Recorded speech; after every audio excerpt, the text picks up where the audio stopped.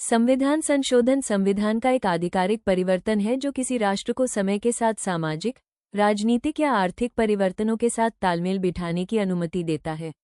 भारतीय संविधान अनुच्छेद 368 के अंतर्गत ऐसे संशोधनों के लिए एक विस्तृत प्रक्रिया प्रदान करता है। भारतीय संविधान में आवश्यक संशोधन यूपीएससी आईएएस परीक्षा के लिए सबसे महत्वपूर्ण विषयों में से एक है। पहला संशोधन अधिनियम 1951 पहला संशोधन अधिनियम 1951 के अंतर्गत जोड़े गए मुख्य प्रावधान कानूनों की सुरक्षा, संपदा के अधिग्रहण आदि के लिए प्रावधान किया गया। 9वीं अनुसूची को जोड़ने से भूमि सुधार और इसमें शामिल अन्य कानूनों को न्यायिक समीक्षा से संरक्षण मिलता है। सामाजिक और आर्थिक रूप से पिछड़े वर्गों की उन्नति के लिए विशेष प्रावधान करने हेतु राज्य को सशक्त बनाना। 3 और आधार जोड़े गए, अभिव्यक्ति की स्वतंत्रता, सार्वजनिक व्यवस्था, विदेशी राज्यों के साथ मैत्रीपूर्ण संबंधों पर प्रतिबंध और अपराध के लिए उकसाना। इसके अलावा इसने प्रतिबंधों को उचित और इस प्रकार न्यायोचित बना दिया। अधिनियम में ये भी प्रावधान किया गया कि राज्य द्वारा किसी व्यापार या व्यवसाय का राज्य व्यापार और राष्ट्रीयकरण, व्यापार या व्यवसाय के अधिकार के उल्लंघन के आधार पर अवैध नहीं होगा। 31A और 31B का सम्मिलन। दूसरा संशोधन अधिनियम 1952 दूसरा संशोधन अधिनियम 1952 के अंतर्गत जोड़े गए मुख्य प्रावधान लोकसभा में प्रतिनिधित्व के पैमाने का पुनः समायोजन, जिसके तहत एक सदस्य 7,50,000 से अधिक व्यक्तियों का प्रतिनिधित्व कर सकेगा। 7वां संशोधन अधिनियम 1956 के अंतर्गत जोड़े गए मुख्य प्रावधान राज्यों के मौजूदा वर्गीकरण को 4 श्रेणियों अर्थात भाग ए, भाग बी, भाग सी और भाग डी राज्यों में समाप्त कर दिया गया और उन्हें 14 राज्यों और 6 केंद्र शासित प्रदेशों में पुनर्गठित किया गया। उच्च न्यायालयों के अधिकार क्षेत्र का संघ शासित प्रदेशों तक विस्तार तथा 2 या अधिक राज्यों के लिए एक सामान्य उच्च न्यायालय की स्थापना। उच्च न्यायालय के अतिरिक्त एवं कार्यवाहक न्यायाधीशों की नियुक्ति का प्रावधान किया गया। द्वितीय अनुसूची में संशोधन। संविधान की 7वीं अनुसूची में संपत्ति के अधिग्रहण और अधिग्रहण से संबंधित सूचियों में संशोधन। 10वां संशोधन अधिनियम 1961 के अंतर्गत जोड़े गए मुख्य प्रावधान दादरा और नगर हवेली का भारतीय संघ में समावेश आवश्यक है ताकि राष्ट्रपति इस क्षेत्र में शांति, प्रगति और सुशासन के लिए नियम बना सके। 15वां संशोधन अधिनियम 1963 के अंतर्गत जोड़े गए मुख्य प्रावधान उच्च न्यायालयों को अपने क्षेत्रीय अधिकार क्षेत्र के बाहर भी किसी भी व्यक्ति या प्राधिकारी को रिट जारी करने का अधिकार दिया गया, यदि वाद का कारण उनकी क्षेत्रीय सीमाओं के भीतर उत्पन्न हुआ हो। उच्च न्यायालय के न्यायाधीशों की सेवानिवृत्ति आयु 60 से बढ़ाकर 62 वर्ष की गई। अनुच्छेद 297, 311 और 316 में संशोधन। उच्च न्यायालयों के सेवानिवृत्त न्यायाधीशों को उसी न्यायालय के कार्यवाहक न्यायाधीश के रूप में नियुक्त करने का प्रावधान। एक उच्च न्यायालय से दूसरे उच्च न्यायालय में स्थानांतरित होने वाले न्यायाधीशों को प्रतिपूरक भत्ता प्रदान किया गया। उच्च न्यायालय के सेवानिवृत्त न्यायाधीश को सर्वोच्च न्यायालय के तदर्थ न्यायाधीश के रूप में कार्य करने में सक्षम बनाना। 24वां संशोधन अधिनियम 1971 के अंतर्गत जोड़े गए मुख्य प्रावधान मौलिक अधिकारों सहित संविधान के किसी भी भाग को संशोधित करने की संसद की शक्ति की पुष्टि। राष्ट्रपति के लिए संविधान संशोधन विधेयक पर अपनी सहमति देना अनिवार्य कर दिया गया। यह अधिनियम संविधान के अनुच्छेद 13 में संशोधन करने का प्रयास करता है ताकि यह अनुच्छेद 368 के तहत संविधान के किसी भी संशोधन पर लागू न हो। 25वां संशोधन अधिनियम 1971 के अंतर्गत जोड़े गए मुख्य प्रावधान नए अनुच्छेद 31C का परिचय। संशोधन अधिनियम का उद्देश्य राज्य नीति के निर्देशक सिद्धांतों को क्रियान्वित करने के मार्ग में आने वाली बाधाओं को दूर करना है। इस अधिनियम ने संपत्ति के मौलिक अधिकार को सीमित कर दिया। 26वां संशोधन अधिनियम 1971 के अंतर्गत जोड़े गए मुख्य प्रावधान। अनुच्छेद 291 और 362 को हटाकर तथा नया अनुच्छेद 363A जोड़कर यह कहा गया है कि देशी रियासतों के शासकों को दी गई मान्यता समाप्त कर दी जाएगी तथा प्रिवीपस समाप्त कर दिए जाएंगे।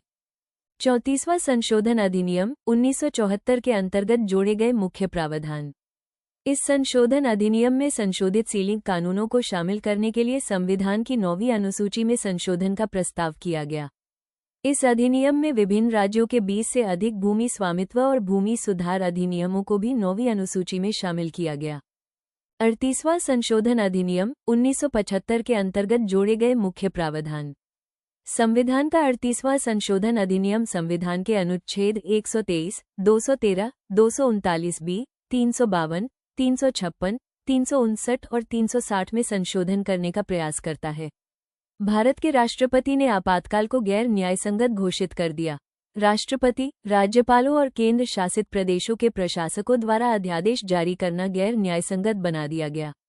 राष्ट्रपति को विभिन्न आधारों पर एक साथ राष्ट्रीय आपातकाल की घोषणा करने का अधिकार। 42वां संशोधन अधिनियम 1976 लघु संविधान के अंतर्गत जोड़े गए मुख्य प्रावधान। 3 नए शब्द जोड़े गए, अर्थात समाजवादी, धर्मनिरपेक्ष और अखंडता, जिन्हें प्रस्तावना में जोड़ा गया। नागरिकों द्वारा मौलिक कर्तव्यों को जोड़ा गया। नया भाग ए। राष्ट्रपति अनुच्छेद 74 के अधीन अपने कार्यों के निर्वहन में मंत्रिपरिषद की सलाह के अनुसार कार्य करेगा। प्रशासनिक न्यायाधिकरणों और अन्य मामलों के लिए न्यायाधिकरणों का प्रावधान किया गया। भाग 14 जोड़ा गया। 1971 की जनगणना के आधार पर 2001 तक लोकसभा और राज्य विधानसभाओं में सीटों का रखरखाव। संवैधानिक संशोधन न्यायिक जांच से परे किए गए। लोकसभा और राज्य विधानसभाओं का कार्यकाल 5 वर्ष से बढ़ाकर 6 वर्ष कर दिया गया। जब तक विशिष्ट मौलिक अधिकारों का उल्लंघन नहीं किया जाता, तब तक निदेशक सिद्धांतों को लागू करने के लिए बनाए गए कानूनों को न्यायालयों द्वारा अवैध नहीं माना जा सकता। राज्य नीति के 3 नए निर्देशक सिद्धांत जोड़े गए, अर्थात समान न्याय और निःशुल्क कानूनी सहायता, उद्योगों के प्रबंधन में श्रमिकों की भागीदारी तथा पर्यावरण, वन और वन्य जीवन का संरक्षण। भारत के राज्य क्षेत्र के किसी भाग में राष्ट्रीय आपातकाल की घोषणा को सुगम बनाना। किसी राज्य में राष्ट्रपति शासन की एक बार की अवधि को 6 महीने से बढ़ाकर 1 वर्ष करना। शिक्षा, वन, जंगली पशु और पक्षी संरक्षण, वजन और माप, न्याय प्रशासन, संविधान और सर्वोच्च न्यायालय और उच्च न्यायालयों के अलावा सभी न्यायालयों के संगठन सहित 5 विषयों को राज्य सूची से समवर्ती सूची में स्थानांतरित कर दिया गया। अखिल भारतीय न्यायिक सेवा की स्थापना। 44वां संशोधन अधिनियम 1978 के अंतर्गत जोड़े गए मुख्य प्रावधान। सर्वोच्च न्यायालय और उच्च न्यायालयों की कुछ शक्तियां बहाल कर दी गई। राष्ट्रीय आपातकाल के संबंध में आंतरिक अशांति शब्द के स्थान पर सशस्त्र विद्रोह शब्द का प्रयोग करें। राष्ट्रपति को केवल कैबिनेट की लिखित सिफारिश पर ही राष्ट्रीय आपातकाल घोषित करने का अधिकार दिया गया। मौलिक अधिकारों की सूची से संपत्ति के अधिकार को हटाकर उसे कानूनी अधिकार बनाया गया, बशर्ते कि अनुच्छेद 20 और 21 द्वारा गारंटीकृत मौलिक अधिकारों को राष्ट्रीय आपातकाल के दौरान निलंबित नहीं किया जा सकता। 51वां संशोधन अधिनियम 1984 के अंतर्गत जोड़े गए मुख्य प्रावधान। मेघालय, अरुणाचल प्रदेश, नागालैंड और मिजोरम में अनुसूचित जनजातियों के लिए लोकसभा में सीटों के आरक्षण का प्रावधान, साथ ही मेघालय और नागालैंड की विधानसभाओं में भी। 52वां संशोधन अधिनियम 1985 के अंतर्गत जोड़े गए मुख्य प्रावधान। इस संशोधन अधिनियम को दलबदल विरोधी कानून नाम से भी जाना जाता है। दलबदल विरोधी कानून। इस अधिनियम में दलबदल के आधार पर संसद और राज्य विधानसभाओं के सदस्यों की अयोग्यता का प्रावधान था। इस संबंध में विस्तृत जानकारी वाली एक नई 10वीं अनुसूची की आवश्यकता है। 61वां संशोधन अधिनियम 1989 के अंतर्गत जोड़े गए मुख्य प्रावधान। लोकसभा और विधानसभा चुनावों के लिए मतदान की आयु 21 वर्ष से घटाकर 18 वर्ष कर दी गई। 65वां संशोधन अधिनियम 1990 के अंतर्गत जोड़े गए मुख्य प्रावधान। अनुसूचित जातियों और अनुसूचित जनजातियों के लिए विशेष अधिकारी के स्थान पर अनुसूचित जातियों और अनुसूचित जनजातियों के लिए राष्ट्रीय आयोग की स्थापना का प्रावधान। 69वां संशोधन अधिनियम 1991 के अंतर्गत जोड़े गए मुख्य प्रावधान।